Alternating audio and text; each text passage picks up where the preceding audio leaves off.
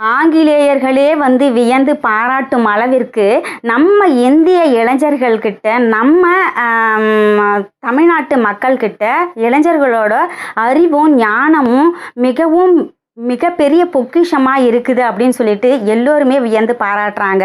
வெளிநாட்டில் இருக்கிறவங்க, அமெரிக்காவில் இருக்கிறவங்க எல்லாருமே.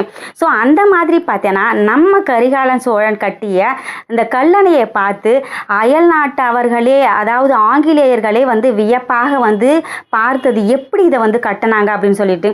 வருடந்தோறும் பார்த்தீங்கன்னாக்கா அங்கே மழை பெய்யும் இல்லையா, அப்போது அங்கே இருக்கிற எல்லா தண்ணியும் பார்த்தீங்கன்னாக்கா காவிரி ஆறில் அங்கே இருக்கிற விவசாயமும் செய்ய முடியாது. நீர்க்கால்வைகளிலும் பார்த்தீங்கன்னா நீர் பாய்ச்சி அவங்களால எதுவுமே பண்ண முடியாது, ரொம்ப அவதிப்பட்டாங்க. அப்போ கரிகாலன் சோழன் நினைக்கிறாரு, எப்படியாவது இங்கே ஒரு அணை கட்டணும் அப்படின்னு சொல்லிட்டு.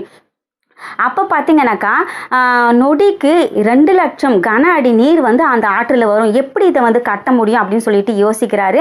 அப்படி யோசிச்சுட்டு இருக்கும்போது ஒரு மிகப்பெரிய கல் எடுத்து அந்த ஆற்றில் போடுறாங்க. அப்போ அந்த மண் அரிப்பு ஏற்பட்டு அந்த கல் அங்கேயே நிற்கிது. அதை பயன்படுத்தி என்ன பண்ணுறாங்கன்னா ஒவ்வொரு கல்லும் அந்த இடத்துல போட்டு அடுக்கி களிமண்ணால் என்ன பண்ணுறாங்கன்னா பூசப்படுறாங்க.